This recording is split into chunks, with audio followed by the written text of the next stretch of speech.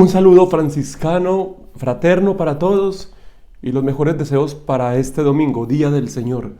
Leemos la primera parte del capítulo 16 de Lucas. Este es un capítulo que intenta explicar cómo es la relación de un cristiano con los bienes de este mundo, básicamente con las riquezas, pero también con todo lo que podemos considerar bienes que tenemos a nuestra disposición. Para poder explicar esto, Jesús utiliza una parábola muy extraña, la parábola de un administrador deshonesto, un administrador injusto, que está malgastando los bienes de su señor hasta que descubre que su amo lo va a echar por la mala administración y que después de ser echado no tiene cómo vivir. Cuando un administrador que tiene el control de los bienes de su señor sabe que lo van a echar, podría pensar de manera muy tonta en simplemente robarse un gran pedazo, una gran tajada, creyendo que con eso puede vivir por mucho tiempo, que es algo que no nos extrañaría, porque eso es lo que muchos administradores,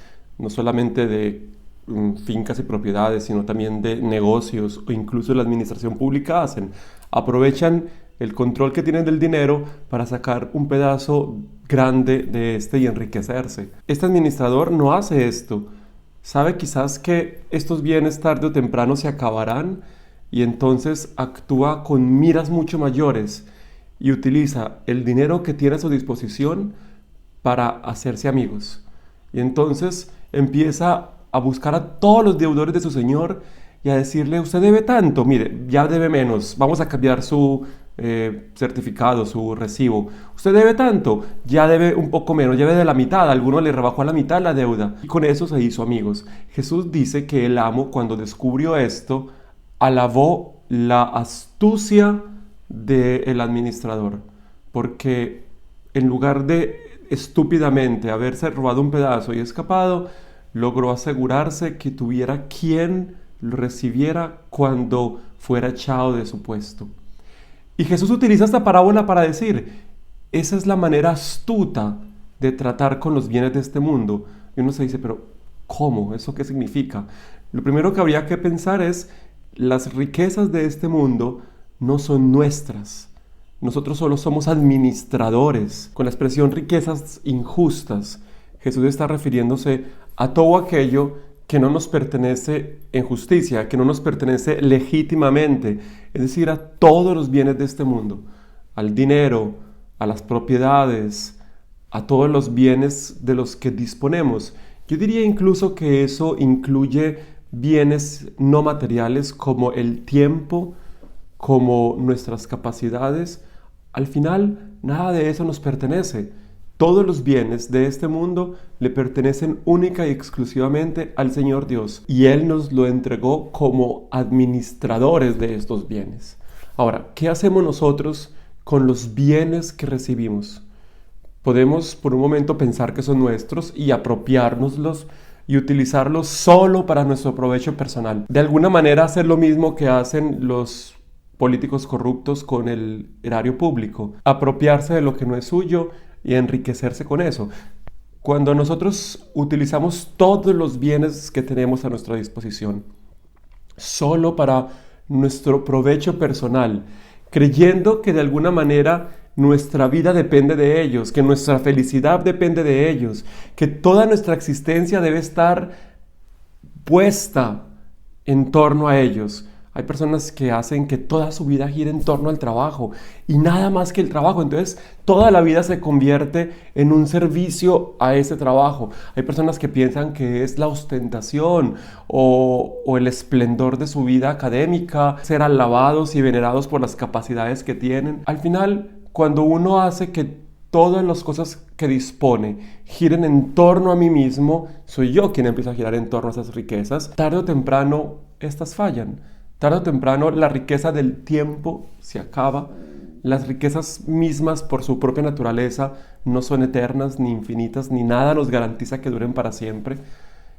Y cuando se acaben, ¿qué tendremos? Al final, aunque uno haya tenido muchísimo desde distintos puntos de vista, si eso no le sirvió para salvar el alma, de nada sirvió. Y la vida, por larga que haya sido, termina siendo una larga insatisfacción, un cansancio enorme de quien quiso atrapar y no atrapó sino viento. Jesús dice, pero hay un modo astuto de utilizar las riquezas injustas. En el capítulo 16, versículo 9, dice, háganse amigos con las riquezas injustas, para que cuando llegue a faltar, los reciban en las mansiones eternas. Si esos amigos tienen mansiones eternas, entonces él se refiere a Dios y su familia. Hacerse amigos en las casas eternas implica utilizar el dinero de tal manera que uno pueda tener quien lo reciba allí. Después, inmediatamente después, Jesús va a contar la historia del rico Epulón y del pobre Lázaro. Un rico que intenta post-mortem hacer que el pobre que está en el seno de Abraham venga a ayudarle a él que está en un lugar de tormento. ¿Recuerdan esa parábola que leeremos después? Esa parábola ayuda mucho a entender eso. Es decir, ¿a quién hay que ayudar para uno hacerse amigos en las mansiones eternas? Y la respuesta es muy sencilla. Obviamente, a los pobres, a los que no tienen, a los que necesitan. La primera lectura de hoy está tomada del profeta Amós y es una crítica contra todos aquellos que intentan sacar ganancia a todo, pero es una ganancia personal solo para sí mismo. Dice, venden hasta el afrecho del trigo y engañan al pobre por un par de sandalias. Es un llamado a que utilicemos todos los bienes de este mundo para el servicio de los demás y para la alabanza y la gloria de Dios. Si nosotros hacemos esto, al final, cuando todo falle el dinero, fallan nuestras propias capacidades, termina nuestro tiempo. Cuando todo eso falle, tendremos amigos. Y como dicen nuestros padres y nuestros abuelos, es mejor tener amigos que plata. Es mejor tener amigos que plata. Yo creo que ese podría ser un buen título para el Evangelio de hoy. Mejor tener amigos que plata. ¿Por qué?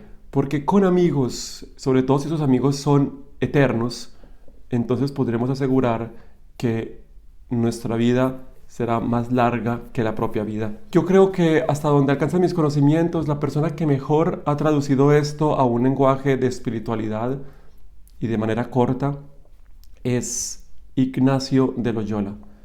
San Ignacio escribe en un librito, su obra maestra que se llama Los ejercicios espirituales, que el hombre fue creado para alabar, hacer reverencia y servir a Dios nuestro Señor, y haciendo esto salvar su alma. Y todas las demás criaturas, es decir, dinero, bienes, propiedades, tierra, tiempo, todas las demás criaturas fueron creadas para ayudarle al hombre a alcanzar el bien para el que fue creado, es decir, para salvar su alma. Entonces dice San Ignacio lo siguiente, que me parece fascinante, de lo que se desprende que todos los bienes, todas las demás criaturas, deben ser usadas por el ser humano en la medida en que le ayudan a alcanzar este bien. En otras palabras, los seres humanos estamos invitados a usar todos los bienes, todas las riquezas, todo lo que tenemos, solo, también nuestro tiempo y nuestras capacidades y todo de lo que disponemos, solo y tanto que nos permita a nosotros alcanzar el bien final de nuestra vida, la salvación de nuestra alma.